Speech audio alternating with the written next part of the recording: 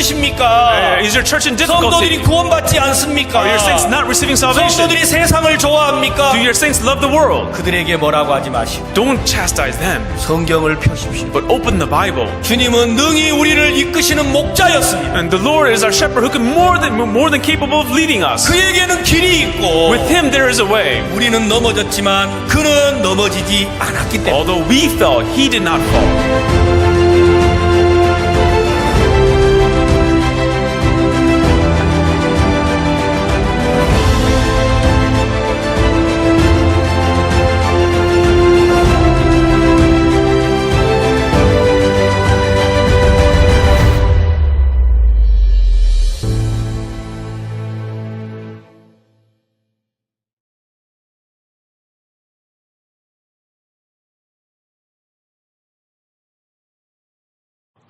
ಎಲ್ಲರಿಗೂ ಕೂಡ ನಮಸ್ಕಾರ. ಇದು ನಮ್ಮ 3ನೇ ಸೆಷನ್ ಯಶಸ್ವಿಯ ಸೇವೆ ಕುರಿತಾಗಿ.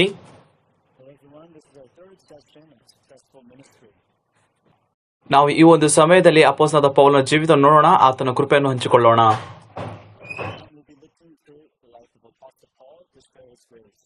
2ನೇ ಕೊರಿಂಥ 11ನೇ ಅಧ್ಯಾಯದಿಂದ ದೇವರ ವಾಕ್ಯವನ್ನು ಓದಿಕೊಳ್ಳೋಣ. 2ನೇ ಕೊರಿಂಥ 11ನೇ ಅಧ್ಯಾಯ 16ನೇ ವಚನದಿಂದ 30ನೇ ವಚನದವರೆಗೂ ಓದಿಕೊಳ್ಳೋಣ. ನನ್ನನ್ನು ಬುದ್ಧಿಹೀನನಂತೆ ಯಾರು ನೆನೆಸಬಾರದೆಂದು ತಿರುಗಿ ಹೇಳುತ್ತೇನೆ.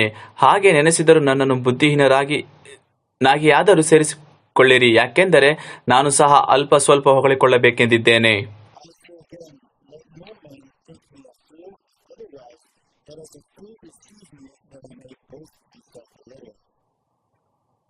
ನಾನು ಈಗ ಆಡುವ ಮಾತುಗಳನ್ನು ಕರ್ತನನ್ನು ಅನುಸರಿಸುವನಾಗಿ ಆಡದೆ ಭರವಸೆಯಿಂದ ತನ್ನನ್ನು ಹೊಗಳಿಕೊಳ್ಳುವ ಬುದ್ಧಿಹೀನನೆಂದು ಆಡುತ್ತೇನೆ.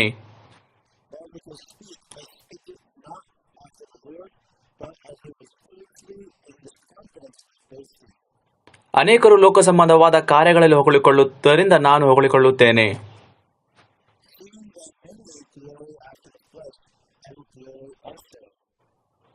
ನೀವು ಬುದ್ಧಿವಂತರಾಗಿದ್ದು ಬುದ್ಧಿಹೀನರನ್ನು ಸಂತೋಷದಿಂದ ಸಹಿಸಿಕೊಳ್ಳುತ್ತೀರಲ್ಲ.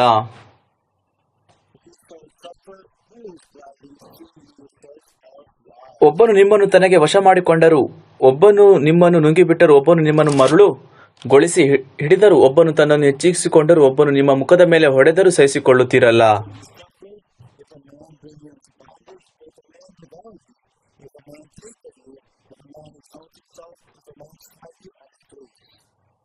ನಾವು ಬಲವಿಲ್ಲದವರಾಗಿದ್ದೇವೆ ಎಂಬಂತೆ ಇದನ್ನು ನನ್ನ ಅವಮಾನಕ್ಕೆ ಹೇಳಿದ್ದರೂ ಯಾವ ಆಧಾರದಿಂದ ಯಾವನಾದರೂ ಧೈರ್ಯವಾಗಿ ನಡೆಕೊಳ್ಳುತ್ತಾನೋ ಅದರಿಂದಲೇ ನಾನು ಧೈರ್ಯವುಳ್ಳವನಾಗಿದ್ದೇನೆ.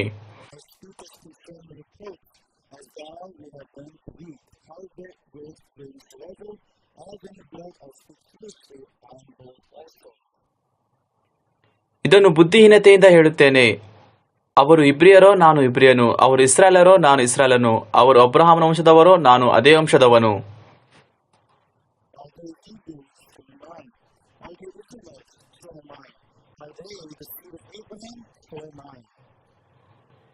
ಅವರು ಕ್ರಿಸ್ತನ ಸೇವಕರೋ, ಅವರಿಗಿಂತ ನಾನು ಹೆಚ್ಚಾಗಿ ಸೇವೆ ಮಾಡುವವನಾಗಿದ್ದೇನೆ. ಬುದ್ಧಿ ಸ್ವಾಧೀನವಿಲ್ಲದವನಾಗಿ ಮಾತಾಡುತ್ತೇನೆ. ಆತನ ಸೇವೆಯಲ್ಲಿ ಅವರಿಗಿಂತ ಹೆಚ್ಚಾಗಿ ಪ್ರಯಾಸಪಟ್ಟೆನು, ಹೆಚ್ಚಾಗಿ ಶ್ರಮಗಳಿಗೆ ಬಿದ್ದೆನು, ಮಿತಿಮೀರಿ ಪೆಟ್ಟುಗಳನ್ನು ತಿಂದೆನು, ಅನೇಕ ಸಾರಿ ಮರಣದ ಬಾಯೊಳಗೆ ಸಿಕ್ಕಿಕೊಂಡಿದ್ದೆನು.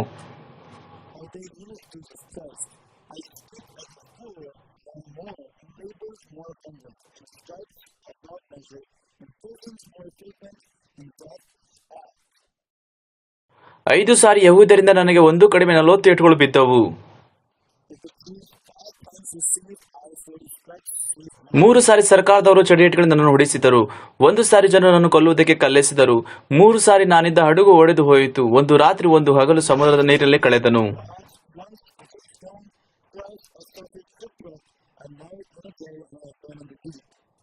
ಆತನ ಸೇವೆಯಲ್ಲಿ ಎಷ್ಟೋ ಪ್ರಯಾಣಗಳನ್ನು ಮಾಡಿದ್ದೆನು. ನದಿಗಳ ಅಪಾಯಗಳು, ಕಳ್ಳರ ಅಪಾಯಗಳು, ಸ್ವಂತ ಜನದ ಅಪಾಯಗಳು, ಅನ್ಯ ಜನದ ಅಪಾಯಗಳು, ಪಟ್ಟಣದಲ್ಲಿ ಅಪಾಯಗಳು, ಕಾಡಿನಲ್ಲಿ ಅಪಾಯಗಳು, ಸಮುದ್ರದಲ್ಲಿ ಅಪಾಯಗಳು, ಸುಳ್ಳು ಸಹೋದರೊಳಗೆ ಇರುವಾಗ ಅಪಾಯಗಳು ನನಗೆ ಸಂಭವಿಸಿದವು.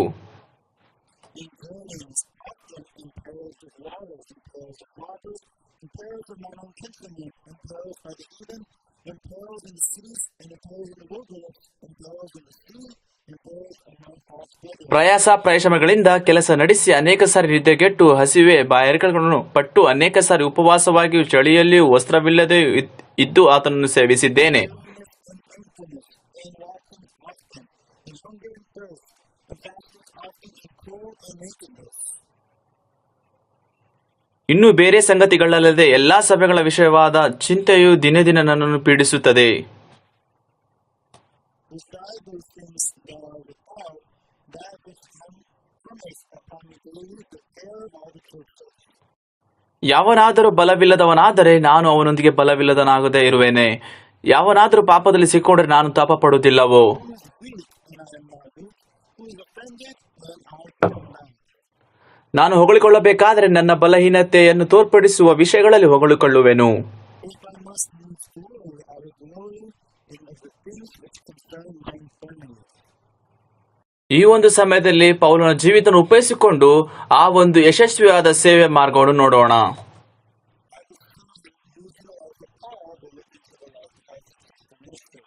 ಪೌಲನು ದೇವರಿಂದ ವಿಶೇಷವಾದ ಕೃಪೆಯನ್ನು ಹೊಂದಿಕೊಂಡು ಆತನು ಅನ್ಯಜನರಿಗೆ ಅಪೊಸ್ತಲನಾದನು.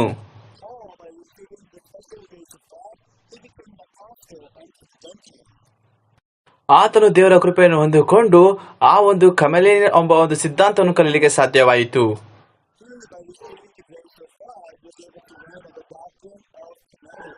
ಈತನು ದೇವರ ವಾಕ್ಯವನ್ನು ಎಲ್ಲರಿಗಿಂತ ಹೆಚ್ಚಾಗಿ ಇಷ್ಟಪಡುತ್ತಿದ್ದನು. ಈತನು ಕಾನೂನುಗಳ ಸಿದ್ಧಾಂತವನ್ನು ಕಲಿಯುವುದಕ್ಕೋಸ್ಕರ ಹಿಂಬಾಲಿಸುತ್ತಿದ್ದನು. ಒಂದು ದಿನ ಯೇಸು ಈ ಭೂಮಿಗೆ ಬಂದನು. ಆತನು ಏನೆಲ್ಲ ಕಲಿತಿದ್ದನೋ ಅವೆಲ್ಲವೂ ಕೂಡ ಆ ಒಂದು ಕಾನೂನಿಗಾಗಿ ಬಹಳ ವ್ಯತ್ಯಾಸವಾಗಿ ಇತ್ತು.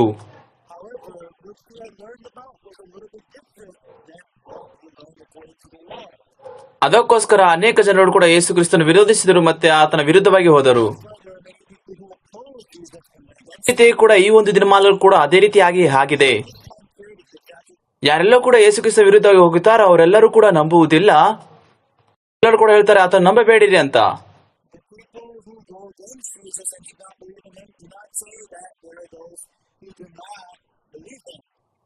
ಯಾವುದೇ ಕಾಲ ಇದ್ದರೂ ಕೂಡ ಯಾರೆಲ್ಲರೂ ಕೂಡ ಆತನ ವಿರುದ್ಧವಾಗಿ ಹೋಗುತ್ತಾರೋ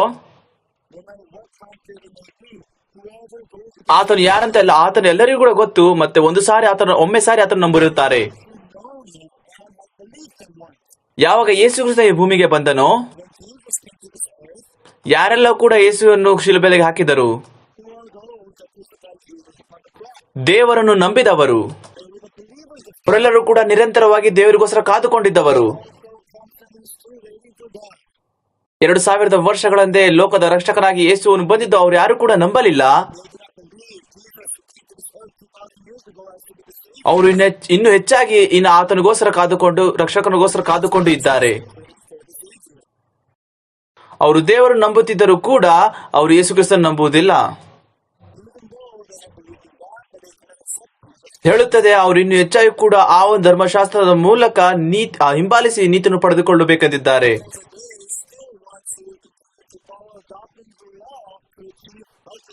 ಆದರೂ ಕೂಡ ಧರ್ಮಶಾಸ್ತ್ರದ ನೀತಿಯಿಂದ ನಾವು ನೀತಿಯನ್ನು ಕೂಡ ಹೊಂದಿಕೊಳ್ಳಕ್ಕಾಗುವುದಿಲ್ಲ.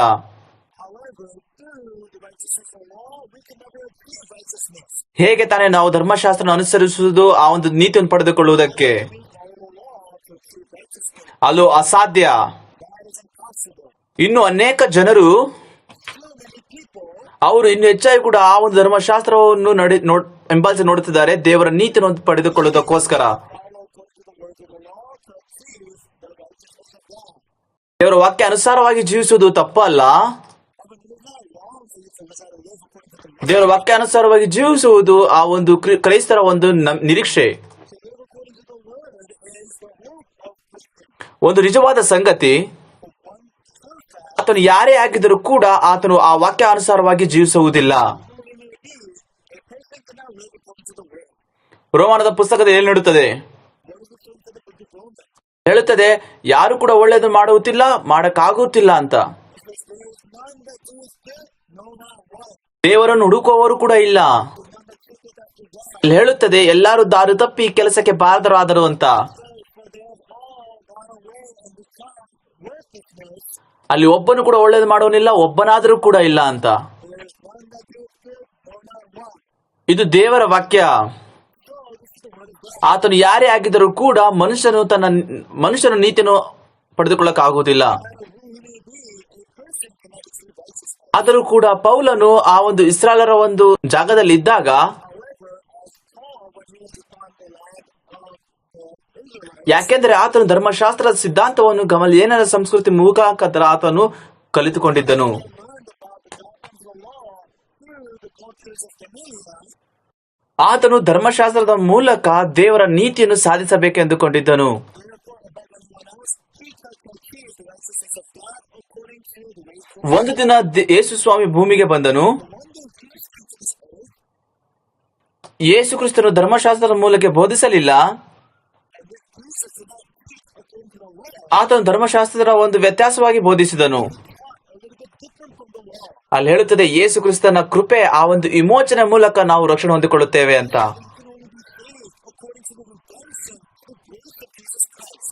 ಸಬ್ಬತ್ ಅಂದ್ರೆ ಏನು? What is the Sabbath? ಧರ್ಮಶಾಸ್ತ್ರ ಅಂದ್ರೆ ಏನು? What is the law? ಅದು ನಿನ್ನನ್ನು ಕ್ರೈಸ್ತನ ಹತ್ರ ಕೂಡ ತೆಗೆದುಕೊಂಡು ಬರುತ್ತದೆ. In conclusion, it brings you to Christ.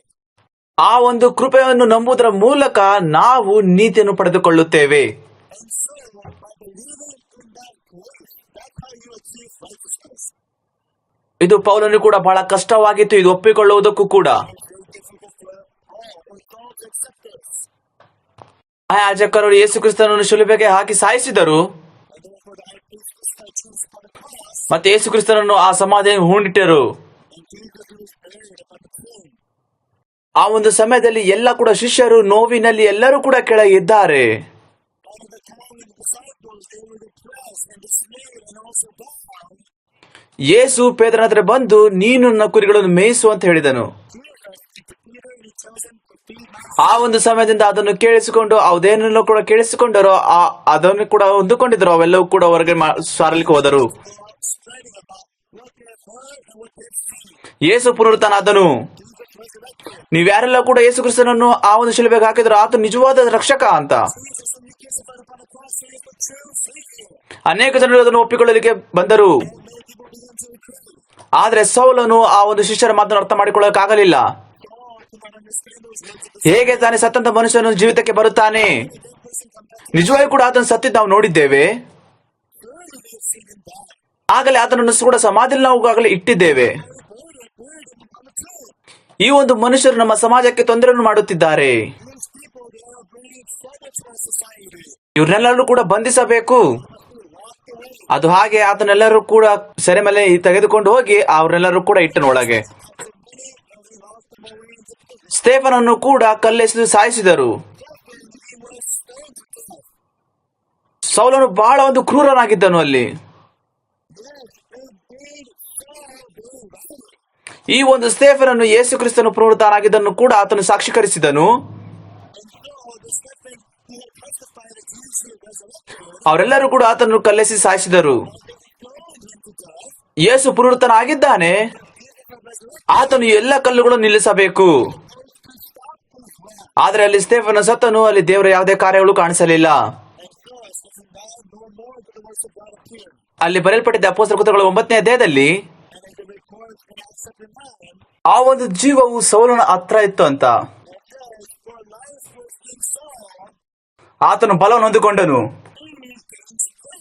ನಾನು ಸರಿ, ಯೇಸು ಪುನರುತ್ಥಾನ ಆಗಿಲ್ಲ, Jesus could not be resurrected. ಆತನು ಶಿಲುಬೆಯಲ್ಲಿ ಸತ್ತಿದ್ದಾನೆ. And he testified about ಆ ಯೇಸು ಕ್ರಿಸ್ತ ಸುರಿಸಿದ ಎಲ್ಲ ರಕ್ತವೂ ಕೂಡ ನೀರು. Jesus who shed all of his blood and mercy. ನಾವೆಲ್ಲರೂ ಕೂಡ ಆ ಒಂದು ಯೇಸುವನ್ನು ಆ ಒಂದು ಕಲ್ಲಿನ ಒಂದು ಸಮಾಧಿಯಲ್ಲಿ ಇಟ್ಟವಲ್ವಾ? Whom we put away into the tomb with ಹೇಗೆ ತಾನೇ ಆತನ ಒಂದು ವ್ಯಕ್ತಿ ಹೊರಗೆ ಬರೋಕೆ ಸಾಧ್ಯ?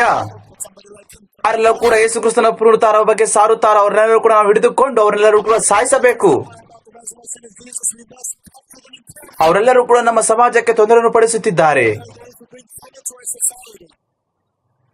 ಅದಕ್ಕೆ ಪೌಲನು ಕೇಳಲ್ಪಟ್ಟನು, ದಮಸ್ಕದಲ್ಲಿ ಅನೇಕ ಜನರು ವಿಶ್ವಾಸಿಗಳಿದ್ದಾರೆ ಅಂತ. And so, Paul hearing that there were many believers of Christ in Damascus, ಆತನು ಆ ಒಂದು ಮಾರ್ಗದಲ್ಲಿ ಹೋಗುತ್ತಿದ್ದಾನೆ. ದಮಸ್ಕಲ್ಲಿರುವಂತಹ ಎಲ್ಲಾ ವಿಶ್ವಾಸವನ್ನು ತೆಗೆದುಕೊಂಡು ಯೆರೂಸಲೇಮಿಗೆ ಬರಬೇಕು ಅಂತ. he was going up there so that he could take all the believers in Damascus and bring them up unto Jerusalem. ಆ ಒಂದು ದಮಸ್ಕದ ದಾರಿಯಲ್ಲಿ ಆತನು ದೊಡ್ಡ ಬೆಳಕನ್ನು ಭೇಟಿ ಮಾಡಿದನು. And on his way to Damascus, he met a great light ಆತನು ಹಿಂದೆ ತಿರುಗಿ ಬಿದ್ದನು. that he dispelled all night. ಮತ್ತೆ ಆತನು ಕಿರಿಸಿದನಲ್ಲಿ, Then he said, ನೀನ್ ಯಾರು? who are you? ನೀನ್ ಯಾರು? Who are you? ಆತನ ಜೊತೆಗೆ ಕೆಲವರು ಇದ್ದರೂ ಕೂಡ ಆತನ ಒಂದು ಮಾತನ್ನು ಕೇಳಲಿಕ್ಕೆ ಆಗಲಿಲ್ಲ. However, others were there with him, but they were not able to hear his voice. ನೀನು ಹಿಂಸೆ ಪಡಿಸುತ್ತಿರುವ ಯೇಸು ನಾನು ಅಂತ ಹೇಳಿದನು. Jesus whom thou persecutest. ಆ ಸೌಲನು ನಿಜವಾಗಿಯೂ ಕೂಡ ಆಶ್ಚರ್ಯಪಟ್ಟನು. So Saul, he was there shocked. ನೀನ್ ಸತ್ತಿದೆಯಲ್ಲ, You died. ನಿಜವಾಗಿಯೂ ಕೂಡ ನೀನು ಶಿಲುಬೆಯಲ್ಲಿ ಸಾಯಲಿಲ್ಲವಾ? Hey, weren't you caught upon the cross? ನಾವು ನಿಮ್ಮೆಲ್ಲರೂ ಕೂಡ ಆ ಒಂದು ಸಮಾಧಿಯಲ್ಲಿ ಹಾಕಲಿಲ್ಲವಾ? Carried away upon the tree? ನಾನು ಒಬ್ಬನು ಆ ಒಂದು ಕ್ರೈಸ್ತರ ಒಂದು ವಿಶ್ವಾಸಿಗಳೆಲ್ಲರೂ ಕೂಡ ತೆಗೆದುಕೊಂಡು ಹೋಗಿ ಜೈಲಲ್ಲಿ ನಾನೇ ತಾನು ಇಟ್ಟಿದವನು. I was the one who took all the believers of Christ and put them inside the prison. ನಾನೇ ತಾನೇ ಆ ಒಂದು ಸ್ಟೇಫನನ್ನು ಕೂಡ ಕಲ್ಲೆಸೆದು ಸಾಯಿಸಿದ್ದು. I was the one who stoned himself into death. ನಿಜವಾಗಿ ಕೂಡ ನೀನು ಜೀವಿತನಾ? Happened in your life? ಅವರೆಲ್ಲರೂ ಹೇಳುತ್ತಿರುವುದು ನಿಜವಾಗಿ ನೀನೇನಾ? Does that mean that all those which thou say are they true? ಯೇಸು ಹೇಳಿದನು, ನೀನು ಹಿಂಸೆ ಪಡಿಸುತ್ತಿರುವ ಆ ಯೇಸು ನಾನೇ ಅಂತ. Whom thou persecutest. ಸೌಲನು ಈ ಒಂದು ಸತ್ಯವನ್ನು ಕೇಳಿ ಅಲ್ಲೇ ನಿಂತನು. Saul was so stunned by his truth. ಆತನು ಒಂದು ಸಾರಿ ಅನುಮಾನ ಪಟ್ಟಿದ್ದನು, ಇವೆಲ್ಲವೂ ಕೂಡ ತಪ್ಪು ಅಂತ. Never one could ever doubt that he was wrong. Yesu ಸತ್ತಿದ್ದಾನೆ. Jesus is dead. ಹೇಗೆ ತಾನೇ ಸತ್ತವರೆಲ್ಲರೂ ಕೂಡ ವಾಪಸ್ ಬರುತ್ತಾರೆ? He's dead, come back around. ಅವನು ತಾನೇ ಆ ಒಂದು ಯಾರೆಲ್ಲರೂ ಕೂಡ ಯೇಸು ಸ್ವಾಮಿ ನಂಬಿದ್ದರೋ ಅವರೆಲ್ಲರೂ ವಿಶ್ವಾಸ ತೆಗೆದುಕೊಂಡು ಹೋಗಿ ಸೆರೆಮನೆಯಲ್ಲಿ ಹಾಕಿ ಸಾಯಿಸಿದ್ದು. Saul was the one who actually captured all those who believed in Jesus and he killed them. ಆದರೆ ಈ ಸೌಲನು ಯೇಸುವನ್ನು ಭೇಟಿ ಮಾಡಿದ ಆದ ಮೇಲೆ But Saul, after meeting with Jesus, ಆತನು ಸತ್ಯವನ್ನು ಅರ್ಥ ಮಾಡಿಕೊಂಡ, ನಾನು ತಪ್ಪಾಗಿದ್ದೇನೆ ಅಂತ. to realize the truth that he was wrong. ಕೊನೆಯದಾಗಿ ಕೂಡ ಆತನು ಹೋಗುತ್ತಿದ್ದ ದಮಸ್ಕದ ದಾರಿಯನ್ನು ನಿಲ್ಲಿಸಿದನಲ್ಲೇ. And that was when finally he stopped his way from going to Damascus. ಆತನು ಮೊದಲನೇ ಸಾರಿಗೆ ಆತನು ತಿಳಿದುಕೊಂಡು ನಾನು ತಪ್ಪಾಗಿದ್ದೇನೆ ಅಂತ. And for the very first time he came to recognize that he was wrong. ನೀನು ಹಿಂಸೆ ಪಡಿಸುತ್ತಿರುವ ಆ ಯೇಸು ನಾನೇ ಅಂತ. Jesus whom thou persecutest. ಅಲ್ಲಿ ಸೌಲನು ರಕ್ಷಣೆ ಹೊಂದಿಕೊಂಡನು. And there Saul was able to be saved. ಆತನು ಕೂಡ ಆ ಒಂದು ಸಮಯದಿಂದ ಪಾಸ್ಟರ್ಶಿಪ್ ಅನ್ನು ಮತ್ತೆ ಆ ಒಂದು ಮಾರ್ಗವನ್ನು ಸಭೆಯಲ್ಲಿ ಕೂಡ ನಡೆದನು. That was when he finally took on the path of pastorship to the shepherd. ನಿಜವಾಗಿಯೂ ಕೂಡ ಈ ಪೌಲನ ಜೀವಿತವನ್ನು ಆಳವಾಗಿ ನೋಡುವಾಗ Therefore, if you look deeply into the life of Paul, ಇದನ್ನು ಕೂಡ ಕರ್ತನನ್ನು ಕೂಡ ಪ್ರೀತಿಸುತ್ತಿದ್ದನು, ಮತ್ತೆ ಆತನ ಬಗ್ಗೆ ಸಾಕ್ಷೀಕರಿಸಿದ್ದನು, ಮತ್ತೆ ಆತನ ಬಗ್ಗೆ ಹೇಳುತ್ತಿದ್ದನು. he was somebody who loved the Lord and also testified of him and also continued to witness of him. ನಿಜವಾಗಿ ಕೂಡ ಆತನ ಗೊತ್ತಿರಲಿಲ್ಲ ನಾನು ತಪ್ಪಾಗಿದ್ದೇನೆ ಅಂತ. But he had not known that he was wrong.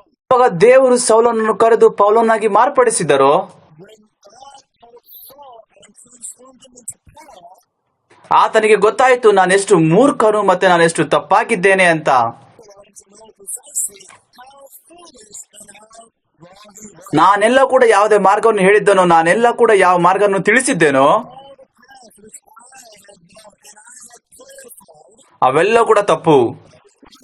ನಾನು ಅಂದುಕೊಂಡಿದ್ದೆ ಸರಿ ಅಂತ. was incorrect. ನನ್ಗೆಲ್ಲ ಕೂಡ ತಿಳಿದುಕೊಂಡಿದ್ದೇನೆ ಅವೆಲ್ಲವೂ ಕೂಡ ಸರಿಯಲ್ಲ. I knew was not the truth.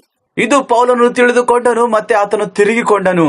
This is what Paul came to realize and he turned around. ಆತನಿಗೆ ಯಾವುದೋ ಮಾರ್ಗ ಬೇಕಾಯಿತೋ ಆತನು ಆರಿಸಿಕೊಂಡನು. And so the prophet surely had wanted unto he ಅದೇ ರೀತಿ ಕೂಡ ಪೇತ್ರನು ಕೂಡ ತನ್ನ ಇಷ್ಟ ಒಂದು ಹೋಗುತ್ತಿಲ್ಲ, ಆ ಒಂದು ಮಾರ್ಗದಲ್ಲಿ ಬೇರೊಬ್ಬರು ನಡೆಸುತ್ತಿದ್ದಾರೆ ಅವನನ್ನು ಕೂಡ. Peter is now being led into the path where he does not walk, but others are guiding him to.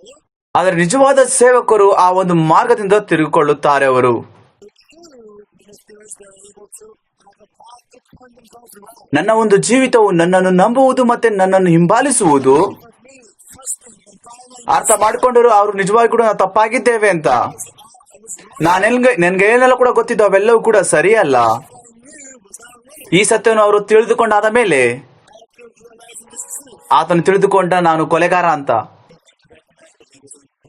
ಅಂದರೆ ಅವರೆಲ್ಲರೂ ಕೂಡ ಸತ್ಯದ ನಿಮಿತ್ತ ಆ ಒಂದು ಸೆರೆ ಮೇಲೆ ಬಿದ್ದಿದ್ದಾರೆ, ಅವರೆಲ್ಲರೂ ಕೂಡ ಸಾಯಿಸಲಿಕ್ಕೆ ಎಳೆದುಕೊಂಡು ಸಾಯಿಸಿದ್ದಾರೆ. was in truth that she prison and also continued to cry. ಅದಕ್ಕೋಸ್ಕರ ಆತನು ಹೇಳುತ್ತಾನೆ, ನಾನೊಬ್ಬ ಕೊಲೆಗಾರ, ನಾನು ನಿಂದಿಸುವವನು, ನಾನು ಕೂಡ ಹಿಂಸೆಯನ್ನು ಪಡಿಸಿದವನು ಅಂತ ಹೇಳಿದ. I am a murderer, I'm a reviler, I'm a persecutor. ಕೂಡ ಪೌಲನು ಅಂದುಕೊಂಡಿದ್ದು ನಾನು ದೇವರ ಒಂದು ಪ್ರೀತಿಸಿದವನು ಅಂತ. Up until now, Paul had thought that he was a lover of God.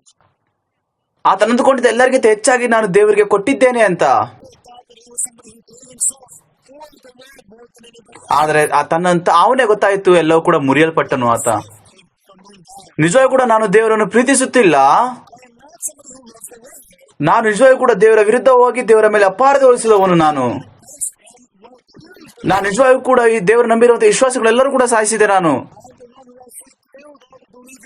ಆತನು ಅರ್ಥ ಮಾಡಿಕೊಂಡ ನಾನು ದೊಡ್ಡ ಒಂದು ಪಾಪಿ ಮತ್ತೆ ದೊಡ್ಡ ಒಂದು ಸೆರೆಮನೆಗಾರ ಅಂತ.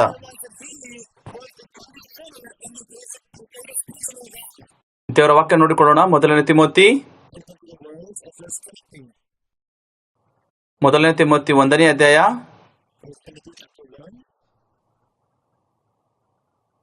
12ನೇ ವಚನ.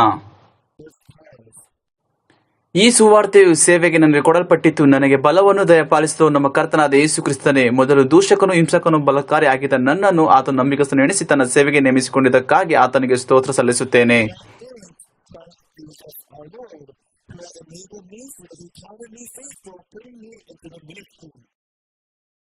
ಮೊದಲು ದೂಷಕನು ಹಿಂಸಕನು ಬಲತ್ಕಾರಿ ಆಗಿದ್ದ ನನ್ನನ್ನು ಆತ ನಂಬಿಗಸ್ತನು ಎಣಿಸಿ ತನ್ನ ಸೇವೆಗೆ ನೇಮಿಸಿಕೊಂಡಿದ್ದಕ್ಕಾಗಿ ಆತನಿಗೆ ಸ್ತೋತ್ರ ಸಲ್ಲಿಸುತ್ತೇನೆ. ನಾನು ಅವಿಶ್ವಾಸವಾಗಿ ತಿಳಿಯದೆ ಹಾಗೆ ಮಾಡಿದ್ದರಿಂದ ನನ್ನ ಮೇಲೆ ಕರುಣೆ ಉಂಟಾಯಿತು.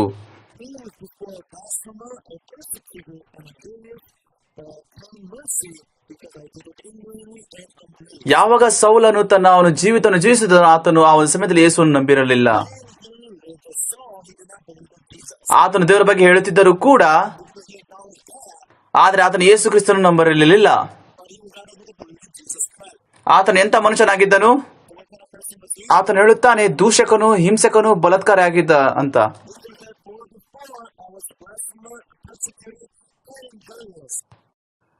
ಆದರೆ ನಾನು ಅವಿಶ್ವಾಸವಾಗಿ ತಿಳಿಯದೆ ಹಾಗೆ ಮಾಡಿದ್ದರಿಂದ ನನ್ನ ಮೇಲೆ ಕರುಣೆ ಉಂಟಾಯಿತು.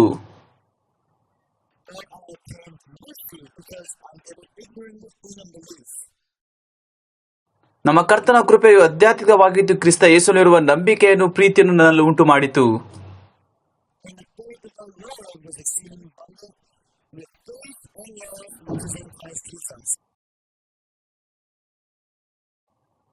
ಕ್ರಿಸ್ತ ಯೇಸು ಪಾಪಿಗಳನ್ನು ರಕ್ಷಿಸುವುದಕ್ಕೋಸ್ಕರ ಈ ಲೋಕಕ್ಕೆ ಬಂದನು ಎಂಬ ವಾಕ್ಯವು ನಂಬತಕ್ಕದಾಗಿಯೂ ಸರ್ವಾಂಗೀಕಾರಕ್ಕೆ ಯೋಗ್ಯವಾದುದು ಆಗಿದೆ. ಅದೇ ಆ ಪಾಪಿಗಳಲ್ಲಿ ನಾನೇ ಮುಖ್ಯನು.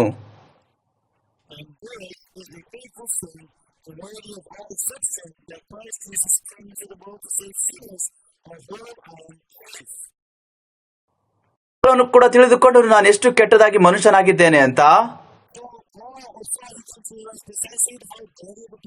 ಆತನು ಕೂಡ ಅರ್ಥ ಮಾಡಿಕೊಂಡು ಬಂದನು ನಾನು ಎಷ್ಟು ದುಷ್ಟ ಮನುಷ್ಯನಾಗಿದ್ದೇನೆ ಅಂತ. ಆತನಿಗೆ ಕೂಡ ನಿಜ ಗೊತ್ತಿಲ್ಲ ಆತನು ದೇವರ ವಿರುದ್ಧವಾಗಿ ಹೋಗಿದ್ದೇನೆ ಅಂತ. ಆದರೆ ಆತನು ದಮಸ್ಕ ಹೋಗುತ್ತಿರುವ ದಾರಿಯಲ್ಲಿ ಆತನು ಯೇಸು ಕ್ರಿಸ್ತನನ್ನು ಭೇಟಿ ಮಾಡಿದನು. ಆತನು ಮೊದಲೇ ಸಾರಿ ಬಂದು ಆತನು ತಿಳಿದುಕೊಂಡನು, ನಾನು ಆ ಯೇಸು ನನ್ನನ್ನು ಹಿಂಸೆ ಪಡಿಸುವವನು ನೀನೇ. ಯಾವಾಗ ನಾವು ಅರ್ಥ ಮಾಡಿಕೊಳ್ಳುತ್ತೇವೋ ನಮ್ಮ ಒಂದು ನೀತಿ, ನಮ್ಮ ಒಂದು ಬುದ್ಧಿ, ನಮ್ಮ ಒಂದು ತಿಳುವಳಿಕೆಯಿಂದ ನಾವು ಯಾರಂತ ನಮ್ಮನ್ನು ಗುರುತಿಸಿಕೊಳ್ಳಕ್ಕಾಗುವುದಿಲ್ಲ.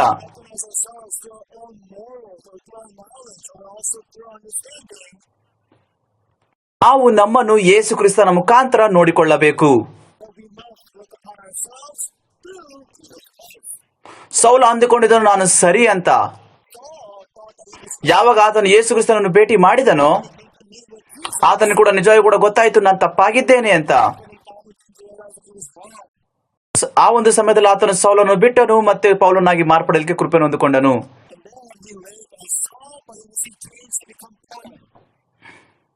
ಈಗ ದೇವರು ಪೌಲನನ್ನು ನಂಬಿಕೆಯಲ್ಲಿ ನಡೆಸುತ್ತಿದ್ದಾರೆ.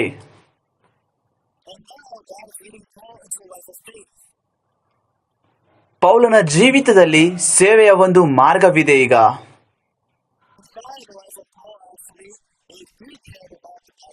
ಪೌಲನು ಅನ್ಯ ಜನರ ಒಬ್ಬ ಅಪೋಸ್ತಲ ಅಂತಲೂ ನಡೆಸಲ್ಪಟ್ಟನು. ಯಾವಾಗ ಆತನು ದಮಸ್ಕ ಬಂದನೋ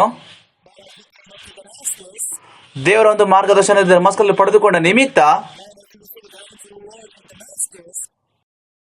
ಆತನು ಆ ಒಂದು ಅರೇಬಿಯನ ಬಿಟ್ಟು ಆ ಒಂದು ಅಂತ್ಯಕ್ಕೆ ಬಂದನು. ಹಾಗೆ ಆತನು ಆತ್ಮಿಕ ಜೀವಿತವನ್ನು ಕಲಿತನು.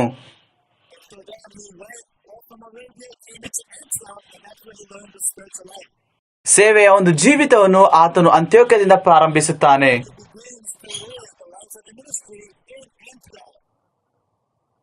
ಆತನು ಅನ್ಯ ಜನರ ಅಪೊಸ್ತಲನಾಗಿದ್ದರೂ ಕೂಡ ಆತನು ಬದಲಾಗಿ ಯೇಸು ಕ್ರಿಸ್ತನ ಹೆಚ್ಚಾಗಿ ಆತನನ್ನು ಪ್ರಕಟಪಡಿಸಿದನು.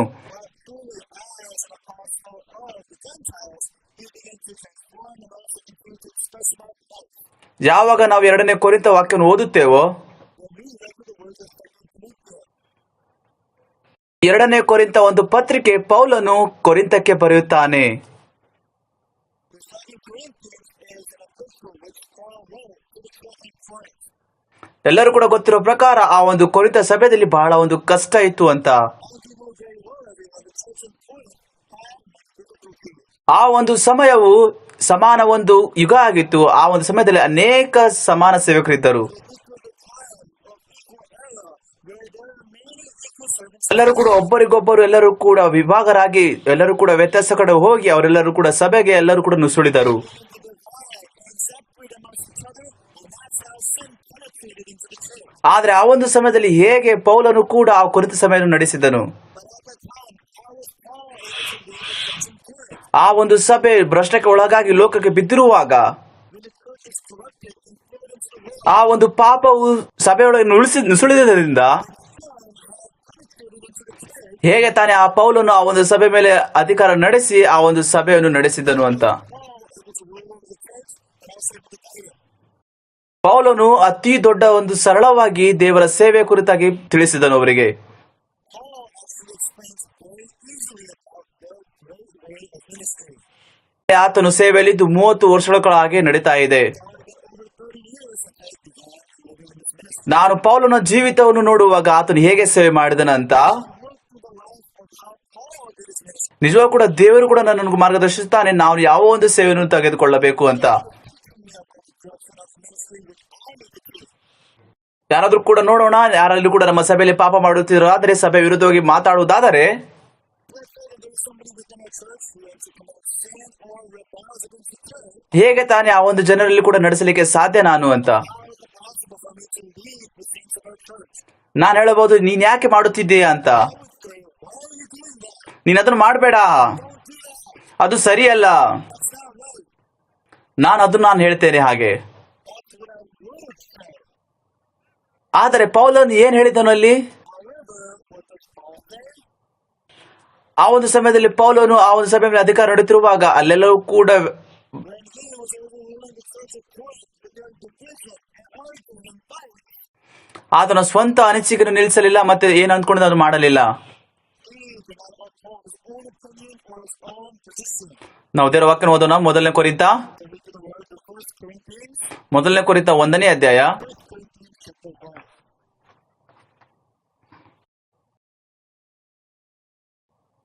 ಆ ಕೊರಿಂಥದಲ್ಲಿರುವಂತಹ ಜನರು ಪೌಲನ ಹತ್ರ ಕೂಡ ಬಂದರು. So the people in the church of Corinth came to Paul ಅವರೆಲ್ಲರೂ ಕೂಡ ಕೊರಿಂಥ ಸಭೆಯ ಒಂದು ಪರಿಸ್ಥಿತಿ ಕೂಡ ಹೇಳುತ್ತಿದ್ದಾರೆ. and he has now told the situations of the church of Corinth. ಎಲ್ಲವೂ ಕೂಡ ಆತನು ಕೇಳಿದಾದ ಮೇಲೆ ಆತನು ಒಂದು ಪತ್ರವನ್ನು ಬರೀತಾನೆ. ಈ ಒಂದು ಪತ್ರ ಹೇಳುತ್ತಿದೆ, ಆ ಒಂದು ಕೊರಿಂಥಕ್ಕೆ ಇದನ್ನು ಕಳಿಸುತ್ತಾನೆ. So after hearing these words, and then writes an epistle to them, these are the words of Corinthians. 1ನೇ ಅಧ್ಯಾಯ 11ನೇ ವಚನ. Chapter 1, verse 11.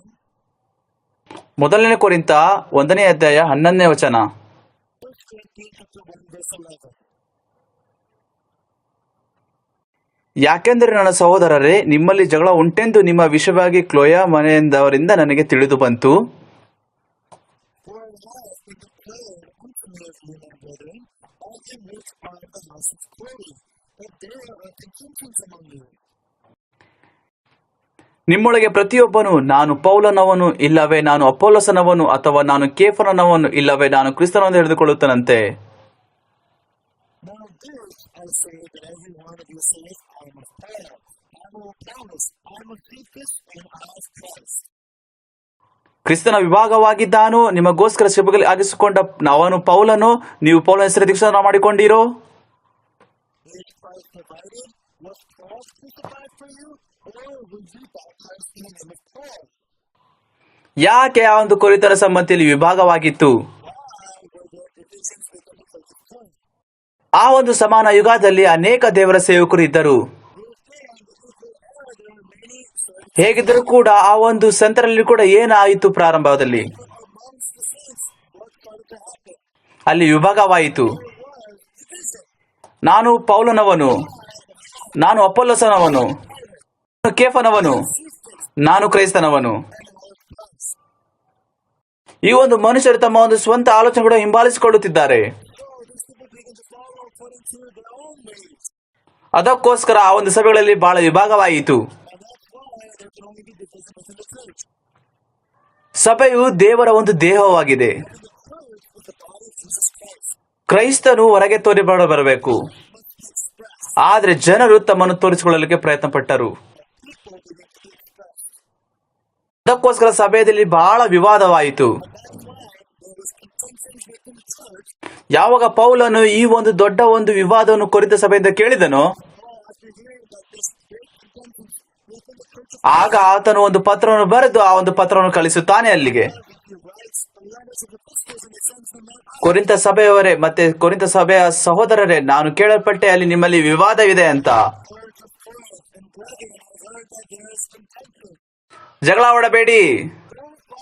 ಯಾಕೆ ಜಗಳ ಆಡುತ್ತಿದ್ದೀರಾ? ಆತನು ಹಾಗೆ ಹೇಳಲಿಲ್ಲ. ಅಲ್ಲಿ ಆತನು ಪತ್ರವನ್ನು ಬರೆದು ಆ ಒಂದು ಕೊರಿಂಥ ಸಭೆಯನ್ನು ಕಳಿಸುತ್ತಿರುವಾಗ ಆತನು ತನ್ನ ಸ್ವಂತ ಚಿತ್ತವನ್ನು ಸ್ವಂತ ನಿರ್ಣಯವನ್ನು ಅಲ್ಲಿ ಕಳಿಸಿಕೊಡಲಿಲ್ಲ.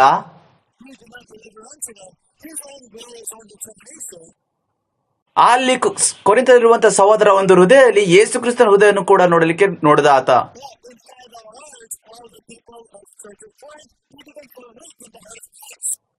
ಒಂದನೇ ಅಧ್ಯಾಯ 8ನೇ ವಚನವನ್ನು ಓದಿಕೊಳ್ಳೋಣ.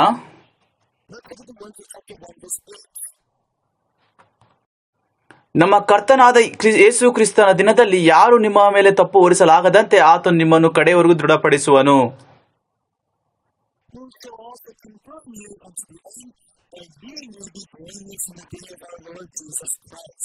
ಅಲ್ಲಿ ಬಹಳ ಕಾರಣಗಳಿದೆ ಅವರೆಲ್ಲರೂ ಕೂಡ ಬೈಯುವುದಕ್ಕೆ.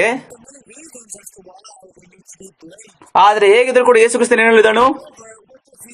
ಏನ್ ಹೇಳಿದ? ಯಾಕೆ ಜಗಳ ಆಡುತ್ತಿದ್ದೀರಾ? ಯಾಕೆ ವಿವಾದ ಇದೆ? ಅದನ್ನು ಹಾಗೆ ಮಾಡಿಲ್ಲ ಆತನು ಇದನ್ನು ಹೇಳಿಲ್ಲ. ಅಲ್ಲಿ ಅವರೆಲ್ಲರೂ ಕೂಡ ಜಗಳ ಆಡುತ್ತಿದ್ದರು ಕೂಡ, ವಿವಾದ ಮಾಡುತ್ತಿದ್ದರು ಕೂಡ, ಅಲ್ಲಿ ವಿಭಾಗ ಆಗಿದ್ದರು ಕೂಡ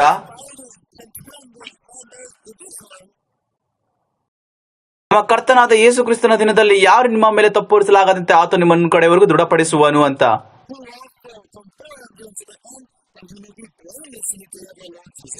ಆ ಒಂದು ಕೊರಿಂಥ ಸಭೆಯಲ್ಲಿ ತನ್ನ ಒಂದು ಸ್ವಂತ ಆಲೋಚನೆ, ತನ್ನ ಸ್ವಂತ ಅನಿಸಿಕೆಯನ್ನು ಕೂಡ ಕಳಿಸಿಕೊಡಲಿಲ್ಲ. ಅಲ್ಲಿ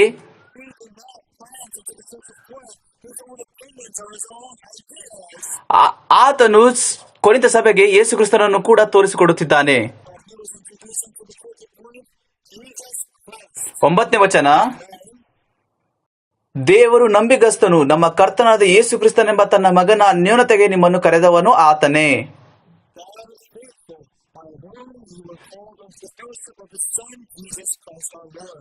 ಯಾಕೆ ನಾವು ರಕ್ಷಣೆ ಹೊಂದಿಕೊಂಡಿದ್ದೇವೆ? ನಮಗೆ ಕರೆಯಿಲ್ಲ ಒಂದು ಅರ್ಪಣೆ ಕೊಡುವುದಕ್ಕೋಸ್ಕರ, ಕಾಣಿಕೆ ಕೊಡುವುದಕ್ಕೋಸ್ಕರ, ವಾಲಂಟಿಯರ್ ಮಾಡೋದಕ್ಕೋಸ್ಕರ.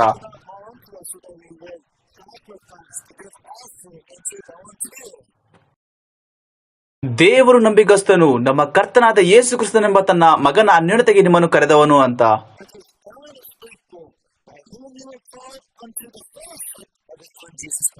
ದೇವರು ಯಾಕೆ ನಮ್ಮನ್ನು ಕರೆದನು? ಆತನೊಂದಿಗೆ ಅನ್ಯೋನ್ಯತೆಯಲ್ಲಿರೋದಕ್ಕೋಸ್ಕರ. ಆತನು ನಮ್ಮನ್ನು ರಕ್ಷಿಸುತ್ತಾನೆ, ಅದಕ್ಕೋಸ್ಕರ ಆತನು ನಮ್ಮನ್ನು ಅನ್ಯೋನ್ಯತೆಗೋಸ್ಕರ ನಮ್ಮನ್ನು ದೇವರು ಕರೆದಿದ್ದಾನೆ ಯೇಸು ಕ್ರಿಸ್ತನಲ್ಲಿ.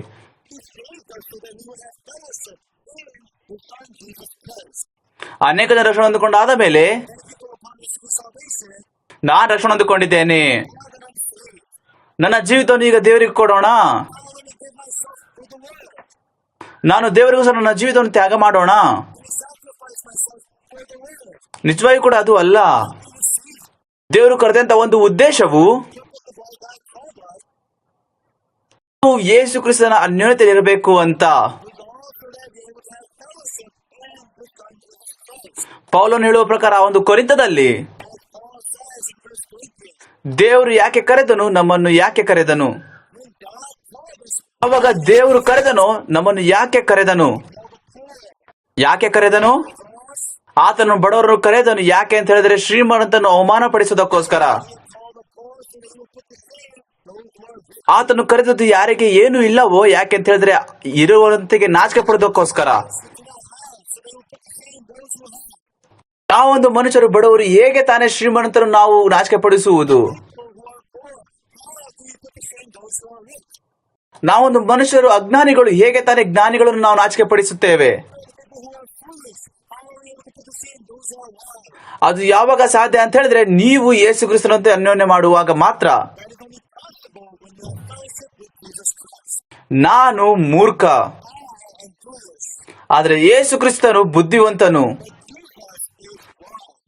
ನಾನು ಬಲ ಇಲ್ಲದವನು, I am powerless, ಆದ್ರೆ ದೇವರು ಸರ್ವಶಕ್ತನು. but Jesus is almighty. ನನಗೆ ಯಾವುದೇ ಕೂಡ ಜ್ಞಾನವಿಲ್ಲ, I don't have any wisdom. ಆದ್ರೆ ದೇವರ ಒಂದು ಜ್ಞಾನಕ್ಕೆ ಯಾವುದೇ ಕೂಡ ಒಂದು ಲಿಮಿಟೇಷನ್ಸ್ ಇಲ್ಲ. The wisdom of Jesus has no limitation. Amen. Amen. ಇದೆಲ್ಲ ಕೂಡ ಬಹಳ ಅದ್ಭುತವಾಗಿ ಇಲ್ಲವಾ? Amazing everyone. ದೇವರು ಕರೆದಿಂದ ಒಂದು ಉದ್ದೇಶ ಐತೆ ನಮಗೆ. There's a purpose of why God called us. ಆತನು ಕರೆದಿದ್ದು ಏನು ಕೂಡ ಇಲ್ಲದವರಂತೆಲ್ಲ ತೆಗೆದುಕೊಂಡು ಹೋಗಿ ಬುದ್ಧಿವಂತರು ಮಾಡೋದಕ್ಕಲ್ಲ, There was not so that he would call us people who don't have, so that he would make us into people who are wise. ಆತನು ಬಲ ಇಲ್ಲರನ್ನು ಕರೀಲಿಲ್ಲ, ಬಲವನ್ನು ಮಾಡಿಕೊಳ್ಳೋದಕ್ಕೋಸ್ಕರ He did not call us people who are weak, so that we would have strength. ಆತನು ನಮ್ಮನ್ನು ರಕ್ಷಿಸೋದಕ್ಕೋಸ್ಕರ ಆತನು ನಮ್ಮನ್ನು ಕರೆದನು. ಮತ್ತೆ ನಾವು ಬಲಹೀನರಾಗದ ನಿಮಿತ್ತ ಆತನಲ್ಲಿ ಬಲವನ್ನು ಹೊಂದಿಕೊಳ್ಳೋದಕ್ಕೋಸ್ಕರ. God doesn't call weak people like us, so that we will live to the strength in Jesus. ನಿಜವಾಗಿ ಕೂಡ ನೀವು ದೊಡ್ಡ ಒಂದು ಸೇವಕನಾಗಿ ಜೀವಿಸಬೇಕಂತ ಹೇಳಿದರೆ We want to live in ministry. ನೀನ್ ಎಂತ ಒಂದು ಜೀವಿತವನ್ನು ನೀನು ಜೀವಿಸಬೇಕು. What kind of life must we live? ನಾವು ಜ್ಞಾನವನ್ನು ಇಷ್ಟಪಡುವವರು ನಾವು ಹೇಗೆ ತಾನೇ ಆ ಒಂದು ದೊಡ್ಡ ಸೇವನೆ ಮಾಡಲಿಕ್ಕೆ ಸಾಗುತ್ತೆ? Wisdom. How can we have a good ministry? ನಾವು ಯೇಸು ಕ್ರಿಸ್ತನ ಒಂದು ಜ್ಞಾನದಿಂದ ಜೀವಿಸುತ್ತೇವೆ. Where is the wisdom of Jesus?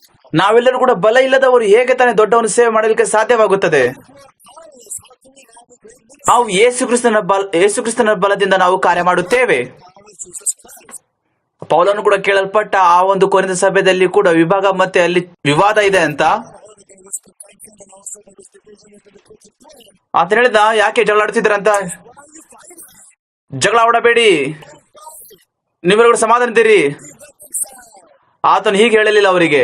Now what he delivered to them.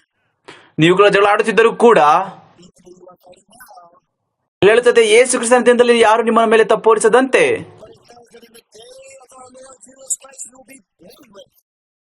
ಆ ದೇವರು ಕಡೆವರೆಗೂ ನಿಮ್ಮನ್ನು ದೃಢಪಡಿಸುವನು ಅಂತ. The Lord, he who rules you to the end. ಆತನು ಅವರ ಆತ್ಮಿಕ ಜೀವಿತವನ್ನು ತಮ್ಮ ಒಂದು ನಿರ್ಣಯಕ್ಕೋಸ್ಕರ ತಮ್ಮ ಚಿತ್ತವನ್ನು ಬಿಟ್ಟುಕೊಡಲಿಲ್ಲ. He did not leave their spiritual lives upon their own determination and will. ಆತನು ತಮ್ಮ ಎಲ್ಲರ ಆತ್ಮಿಕ ಜೀವಿತವನ್ನು ಎಲ್ಲವನ್ನು ಯೇಸು ಕ್ರಿಸ್ತನ ಕೈಗೆ ಒಪ್ಪಿಸಿಕೊಟ್ಟನು. Even if he left their life, he trusted them into the hands of Jesus. ಆತನು ಅದಾದ್ಮೇಲೆ ಕೊರಿತಲ್ಲಿರುವಂತ ಸಭೆಗೆ ಹೇಳುತ್ತಾನೆ, And he tells the people in the church of Corinth, ದೇವರು ನಮಗೆ ಕರೆದಂತ ಉದ್ದೇಶ ಏನಂತ ಹೇಳಿದ್ರೆ ಯೇಸು ಕ್ರಿಸ್ತನೊಂದಿಗೆ ಅನ್ಯೋನ್ಯವಾಗಿರೋದಕ್ಕೋಸ್ಕರ ಅಂತ ಹೇಳಿದನು. God told us that we would have fellowship in Jesus Christ. ನಮ್ಗೆಲ್ಲರೂ ಕೂಡ ಯಶಸ್ವಿವಾದ ಸೇವೆಗಿರಬೇಕಂತ ಹೇಳಿದರೆ In order for us to have successful ministry, ನಾವು ಯೇಸು ಕ್ರಿಸ್ತನೊಂದಿಗೆ ಅನ್ಯೋನ್ಯತೆ ಮಾಡಬೇಕು. we must have fellowship with Jesus Christ. ನಾವು ಸೇವೆಯಲ್ಲಿ ದೇವರ ಒಂದು ಜ್ಞಾನವನ್ನು ಪಡೆದುಕೊಂಡರೆ If we gain the wisdom of Jesus, then ಆಗ ನಾವು ದೇವರ ಜ್ಞಾನದಿಂದ ಸೇವೆ ಮಾಡಬಹುದು. ಆಮೇಲೆ ನಾವು ಯಶಸ್ಸನ್ನು ಕಾಣಬಹುದು. we minister through the wisdom of the Lord. Therefore, ನಾವು ಯೇಸು ಕ್ರಿಸ್ತನ ಜ್ಞಾನದಿಂದ ನಾವು ನಿಜವಾಗಿ ಕೂಡ ಸೇವೆ ಮಾಡಿದ್ರೆ ನಮ್ಗೆ ಯಾವುದೇ ಕೂಡ ಅವಕಾಶ ಇರಲ್ಲ. ನಿಜವಾಗಿ ಕೂಡ ನಾವು ಯಶಸ್ವಿ ಆಗುತ್ತೇವೆ. we minister through the wisdom of Jesus, then we have no choice but to be successful. ನಾನು ಪಾಸ್ಟರ್ ಉಕ್ಸೋ ಪಾರ್ಕ್ ಅವರ ಕೆಳಗೆ ನಾನು ಹೇಗೆ ಸೇವೆ ಮಾಡಬೇಕು ಅಂತ ಕಲಿತೆ. I first learned how to minister under Dr. Uksoo Park. ನಾನು ದೇವರ ಒಂದು ಕೃಪೆಯನ್ನು ಹೊಂದಿಕೊಂಡು ಅನೇಕ ಸಾರಿ ದೇವರ ಸುವಾರ್ತೆಯನ್ನು ಅಮೆರಿಕದಲ್ಲಿ ಅನೇಕ ಒಂದು ಭಾಗದಲ್ಲಿ ಸಾರಿದ್ದೇನೆ. I went to the grace of God and I was able to preach many times in the South American continent. ಒಂದು ಸಾರಿ ಪಾಸ್ಟರ್ಗೆ ಒಂದು ಪ್ರಶ್ನೆಯನ್ನು ಕೇಳಿದರು.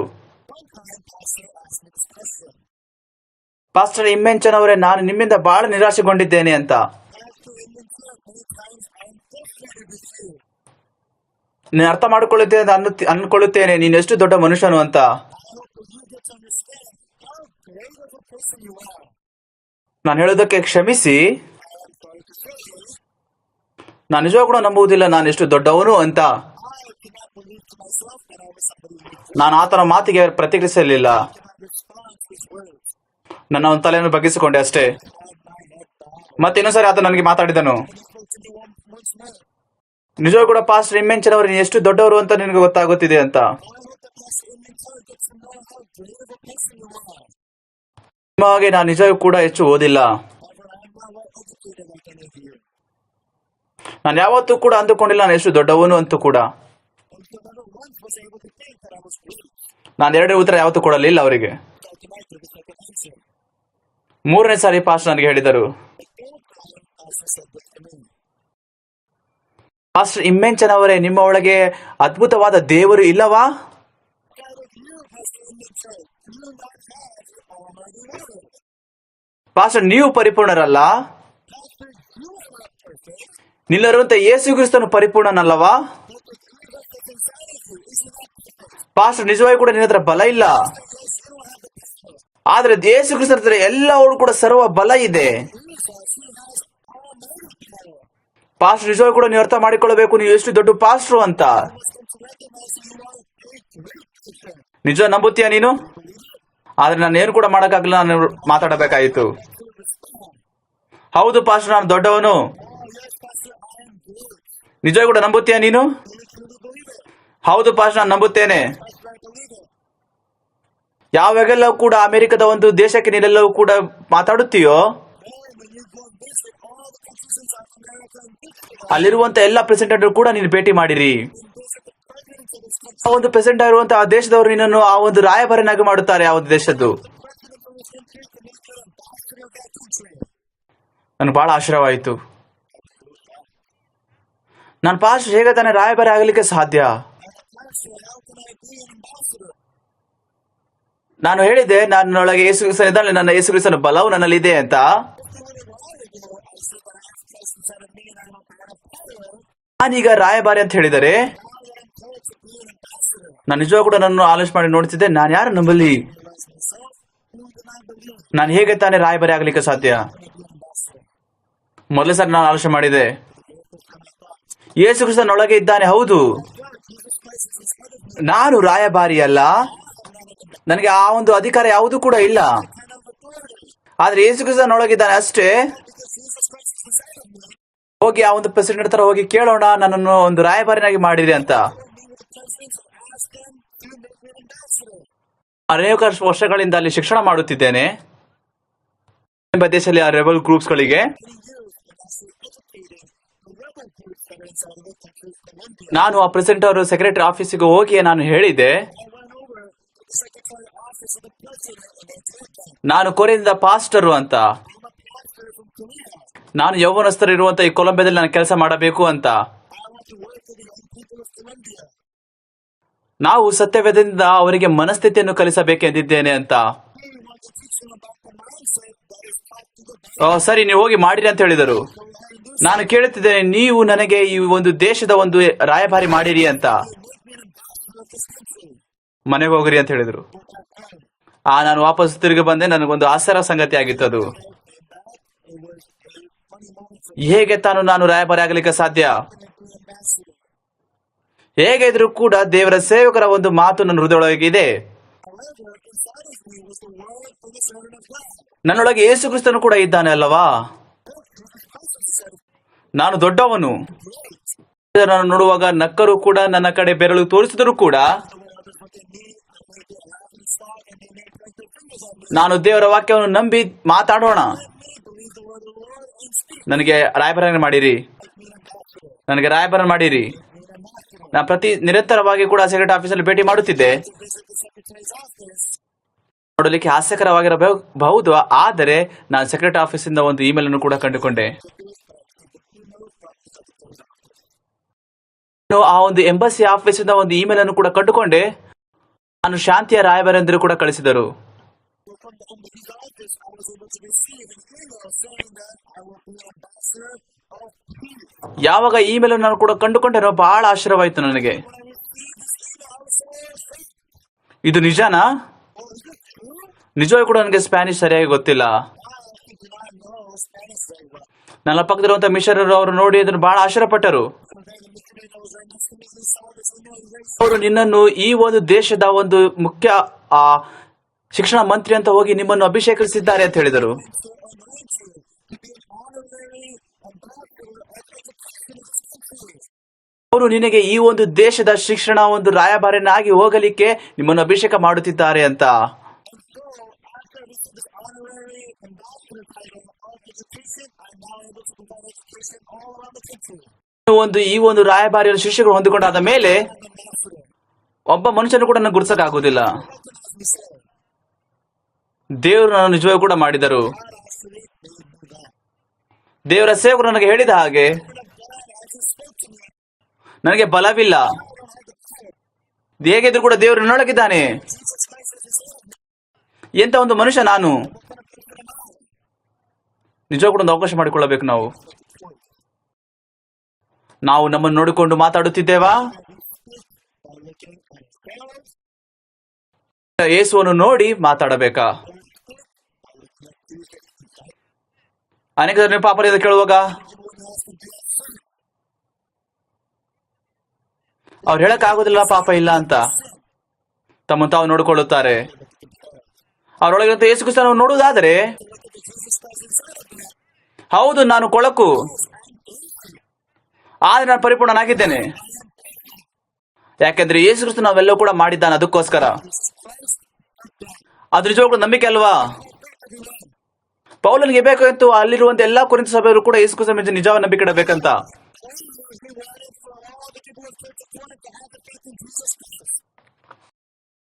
ದೇವರು ನಂಬಿಗಸ್ತನು. ನಮ್ಮನ್ನು ಕರ್ತನಾದ ಯೇಸು ಕ್ರಿಸ್ತನೆಂಬ ತನ್ನ ಮಗನ ಅನ್ಯೋನ್ಯತೆಗೆ ನಿಮ್ಮನ್ನು ಕರೆದವನು ಆತನೇ. God spoke that when you were called into the fellowship of the Son, Jesus Christ, hallelujah. ದೇವರ ಒಂದು ಹೃದಯವು ದೇವರವರ ಜೊತೆಗೆ ಅನ್ಯೋನ್ಯತೆ ಮಾಡಬೇಕು ಅಂತ. Yes, everyone, the heart of God was for us to have fellowship with the Lord. 26ನೇ ವಚನ, And say, ಸಹೋದರರೇ, ದೇವರು ನಿಮ್ಮನ್ನು ಕರೆದಾಗ ಎಂತವರನ್ನು ಕರೆದರೆಂದು ಆಲೋಚಿಸಿರಿ. ನಿಮ್ಮೊಳಗೆ ಲೌಕಿಕ ದೃಷ್ಟಿಯಲ್ಲಿ ಜ್ಞಾನಿಗಳು ಅನೇಕರಿಲ್ಲ, ಅಧಿಕಾರಿಗಳು ಅನೇಕರಿಲ್ಲ, ಕುಲೀನರು ಅನೇಕರಿಲ್ಲ. when you feel calling, brother, not many are wise after the flesh, not many noble or child. ದೇವರು ಜ್ಞಾನಿಗಳನ್ನು ನಾಚಿಕೆಪಡಿಸುವುದಕ್ಕಾಗಿ ಈ ಲೋಕದ ಬುದ್ಧಿಹೀನರನ್ನು ಆರಿಸಿಕೊಂಡಿದ್ದಾನೆ. ದೇವರು ಬಲಿಷ್ಠ ನಾಚಿಕೆಪಡಿಸುವುದಕ್ಕಾಗಿ ಈ ಲೋಕದ ಬಲೆಯನ್ನು ಆರಿಸಿಕೊಂಡಿದ್ದಾನೆ. But God appears in the foolish things of the world to confound the wise. God appears in the weak things of the world to confound the things which are mighty.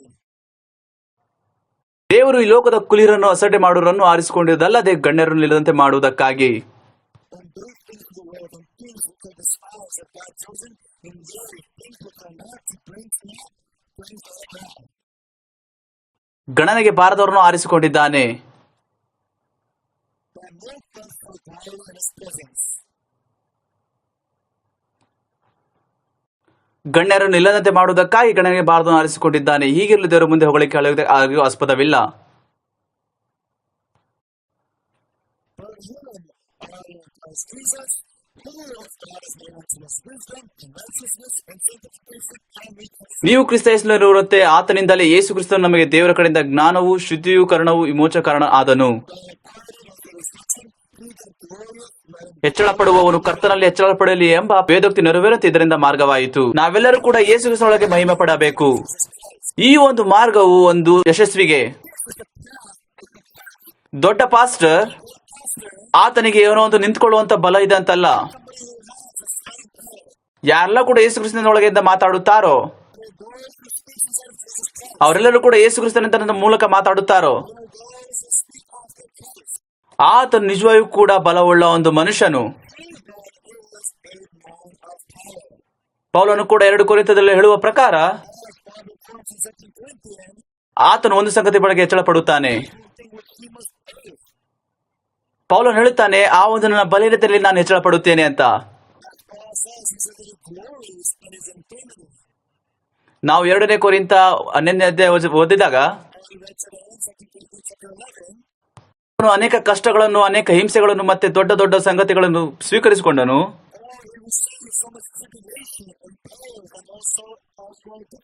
ಆದರೆ ಯಾವತ್ತೂ ಕೂಡ ಅದರಲ್ಲಿ ಹೆಚ್ಚಳ ಪಟ್ಟಿಲ್ಲ. ನಾವೆಲ್ಲವೂ ಕೂಡ ಅವರ ವಚನದಲ್ಲಿ 23 ನೋಡುವಾಗ ಪೌಲನು ಎಂತೆಂತ ಒಂದು ಶಿಕ್ಷೆಯನ್ನು ಕೂಡ ಹೊಂದಿಕೊಂಡನು ಅಂತ. ನಿಜವಾಗಿ ಕೂಡ ಅನೇಕ ಪಾಸ್ಟರ್ಗಳು ಕೂಡ ಈ ಒಂದು ಕಷ್ಟಗಳನ್ನು ಅನುಭವಿಸಲು ಅಂತ ನಾನು ಹೇಳುತ್ತೇನೆ. ಇಲ್ಲಿ ಯಾರಾದ್ರೂ ಕೂಡ ಇದ್ದೀರಾ ಪೌಲನಿಗಿಂತ ಹೆಚ್ಚಾಗಿ ಕೂಡ ನಾನು ಕಷ್ಟಗಳನ್ನು ಮತ್ತೆ ದುಃಖಗಳು ಅನುಭವಿಸಿದ್ದೇನೆ ಅಂತ? ಪೌಲನ್ ಯಾವತ್ತೂ ಕೂಡ ಅದರ ಬಗ್ಗೆ ಯಾವತ್ತೂ ಕೂಡ ಹೆಚ್ಚಳ ಪಡಲಿಲ್ಲ ಅವನಲ್ಲಿ. ನಿಜವಾಗಿಯೂ ಕೂಡ ಆತನು ಬಹಳ ಸಿಕ್ಕಿಕೊಂಡಿದ್ದ ಒಂದು ಸಭೆಯವರು ಕುರಿತಾಗಿ.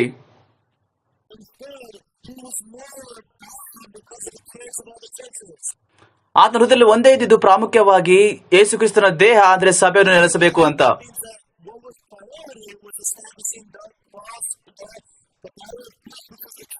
ಆತನಿಗೆ ಒಂದು ಪ್ರಾಮುಖ್ಯತೆ ಇಲ್ಲ, ನನ್ನನ್ನು ನಾನು ಹೆಚ್ಚಿಸಿಕೊಳ್ಳಬೇಕು, ನನ್ನನ್ನು ನಾನು ಸ್ಥಾಪಿಸಿಕೊಳ್ಳಬೇಕು ಅಂತ. to be able to establish and raise himself. ಆತನ ಒಂದು ಪ್ರಾಮುಖ್ಯತೆ ಯೇಸು ಕ್ರಿಸ್ತನನ್ನು ಸ್ಥಾಪಿಸಬೇಕು ಅಂತ, ಮತ್ತೆ ದೇವರನ್ನು ಕೂಡ. Was to establish Christ and also establish God. ಎಲ್ಲರೂ ಕೂಡ ಒಂದು ಸಂಗತಿ ಪೌಲನು ಏನಾದ್ರು ಕೂಡ ಮಾಡಿದಾಗಿದ್ದಾರೆ, There's one thing which Paul could do. ಆತನು ತನ್ನ ಬಲಹೀನತೆ ಬಗ್ಗೆ ಹೆಚ್ಚಳ ಪಡುತ್ತಿದ್ದನು ಅಷ್ಟೇ. That he can be buried of his infirmity. 30ನೇ ವಚನ, 30. ನಾನು ಹೊಗಳಿಕೊಳ್ಳಬೇಕಾದರೆ ನನ್ನ ಬಲಹೀನತೆಯಲ್ಲಿ ತೋರ್ಪಡಿಸುವ ವಿಷಯಗಳಲ್ಲಿ ಹೊಗಳಿಕೊಳ್ಳುವೆನು. This needs glory and the glory of the things which concern my infirmity. ಪೌಲನು ಯಾಕೆ ತಾನೇ ಆ ಒಂದು ಬಲಹೀನತೆಗೋಸ್ಕರ ಹೆಚ್ಚಿಸಿಕೊಳ್ಳಬೇಕೆಂದಿದ್ದನು? The Paul came to boast of his infirmities ಯಾಕೆಂದ್ರೆ ಯೇಸು ಕ್ರಿಸ್ತನ ಪರಿಪೂರ್ಣತೆಗೋಸ್ಕರ ಅಷ್ಟೇ. because of the perfection of perfection. ಅನೇಕ ಜನರು ತಮ್ಮ ಒಂದು ಬಲಹೀನತೆಗಳನ್ನು, ತಮ್ಮ ಬಲಹೀನತೆಗಳನ್ನು ಮುಚ್ಚಿಕೊಳ್ಳೋದಕ್ಕೋಸ್ಕರ ನೋಡುತ್ತಿದ್ದಾರೆ. Many people they are in the forefront of trying to cover up and also hide away their infirmity. ಯಾಕೆಂದ್ರೆ ಅವರು ಯೇಸು ಕ್ರಿಸ್ತನ ಸಂಬಂಧವನ್ನು, ಅವರ ಅನನ್ಯತೆಯನ್ನು ಕೂಡ ಅವರು ತೆಗೆದುಕೊಂಡಿದ್ದಾರೆ. ಅದಕ್ಕೋಸ್ಕರ Connected the fellowship between them and ಇವೆಲ್ಲ ಕೂಡ ಪಾಸ್ಟರ್, ನೀವೆಲ್ಲರೂ ಕೂಡ ನಿಜವಾದ ಕೂಡ ಒಂದು ಯಶಸ್ವಿಯ ಸೇವೆಯಲ್ಲಿ ನಡೀಬೇಕಂತ ಹೇಳಿದರೆ, pastors. If all of you want to walk into kind of successful ministry, ನೀವು ಯೇಸು ಕ್ರಿಸ್ತನ ಮೂಲಕ ಮಾತಾಡ್ರಿ. speak who Jesus Christ. ನಿಮ್ಮ ಕಣ್ಣಿಂದ ಏನ್ ನೋಡ್ತೀರೋ ಅದರಿಂದ ಕೂಡ ಮಾತಾಡಬೇಡಿ. Speak according to what you see with your heart. ಯೇಸು ಕ್ರಿಸ್ತನ ಹೃದಯದ ಅನುಸಾರವಾಗಿ ಮಾತಾಡಿರಿ. And speak according to the heart of Jesus. ಯೇಸು ಕ್ರಿಸ್ತನ ಬಲವನ್ನು ಮಾತಾಡಿರಿ. And speak of the power of ಆತನ ಜ್ಞಾನವನ್ನು ಮಾತಾಡಿರಿ. his wisdom. ಯೇಸು ಕ್ರಿಸ್ತನ ಬಲವನ್ನು ಮಾತಾಡುವಾಗ And as we speak of the power of Jesus, ನಿಜವಾಗಿಯೂ ಕೂಡ ಯೇಸು ಕ್ರಿಸ್ತನ ನಮ್ಮೊಳಗಿಂದ ಕಾರ್ಯ ಮಾಡುತ್ತಾನೆ. and surely you will have Jesus Christ. ನಿಜವಾಗಿಯೂ ಕೂಡ ಆತನು ನಮ್ಮನ್ನು ನಂಬುತ್ತೇನೆ, ಆತನು ಯಶಸ್ವಿಯಾದ ನಂಬಿಕೆಯಲ್ಲಿ ನಡೆಸುತ್ತಾನೆ ಅಂತ. And I believe that he will lead us into the successful path of faith. ನಾವೆಲ್ಲರೂ ಕೂಡ ಈ 3 ಸೆಷನ್ ಅಲ್ಲಿ ಕೂಡ ಯಶಸ್ವಿ ಸೇವೆ ಮಾರ್ಗ ಬಗ್ಗೆ ಮಾತಾಡಿದೆವು. In the 3 sessions, we've discussed about the path to successful ministry. ನಿಜವಾಗಿಯೂ ಕೂಡ ನಾವೆಲ್ಲ ಆಲೋಚನೆ ಮಾಡಬೇಕು, ಯಾವುದು ಸತ್ಯ, ಯೇಸು ಕ್ರಿಸ್ತನ ನಾವು ನಿಜವಾಗಿಯೂ ಕೂಡ ಸ್ಥಾಪನೆ ಮಾಡಬೇಕು ಅಂತ. ಗಳಲ್ಲಿ Being able to depend upon the truth, and more than anything else, it is all about establishing Jesus Christ inside of our hearts. ನಾವು ಇದರಿಂದ 3 ಸೆಷನ್ ಮುಗಿಸೋಣ. This will conclude our 3rd session. ಧನ್ಯವಾದ.